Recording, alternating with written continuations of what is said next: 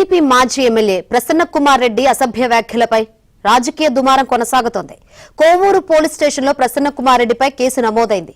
MLA Vemireddy ప్రశాంతిరెడ్డిపై అసభ్య వ్యాఖ్యలు చేశారంటూ మహిళలు ఫిర్యాదు చేయడంతో పోలీసులు కేసు నమోదు చేశారు. సెక్షన్ 74, 75, 79, 296 కింద కేసు పెట్టారు. ప్రసన్న కుమార్ రెడ్డికి పోలీసులు నోటీసులు ఇచ్చి విచారించే అవకాశం ఉంది.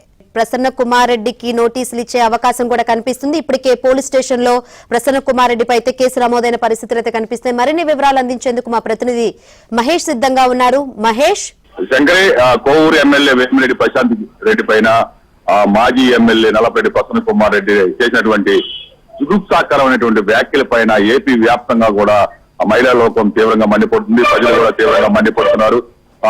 కేవలం ఆమె చేసినటువంటి అభివృద్ధిని తట్టుకోలేక, రాజకీయంగా ఎదుర్కోలేకనే ఇలాంటి వ్యాఖ్యలు. ఆయన ఇదే కాదు, ఇటీవల కాలంలో వరుసగా ఆమె పైన వ్యక్తిగతమైనటువంటి దోషులు చేయడం జరిగింది. దీనికి సంబంధించి మొన్నటి రోజున మరీ ఘోరంగా వ్యాఖ్యలు చేశారు. వ్యక్తిగత విషయాల్లో కూడా ఆయన ప్రస్తావించడం జరిగింది. దీనిపైన రాజకీయ వర్గాలన్నీ కూడా, చివరికి వైసీపీ శ్రేణులు కూడా దీనిపైన మండిపడే పరిస్థితి నెలకొంది. ప్రతి ఒక్కరు చిన్నపిల్లల దగ్గర నుంచి వృద్ధుల వరకు కూడా ప్రసన్న కుమార్ రెడ్డి తీరుని తప్పుపడుతున్నారు. అయితే ప్రసన్న కుమార్ రెడ్డి మాత్రం తాను చేసినటువంటి వ్యాఖ్యలకు కట్టుబడి ఉన్నానని చెప్పి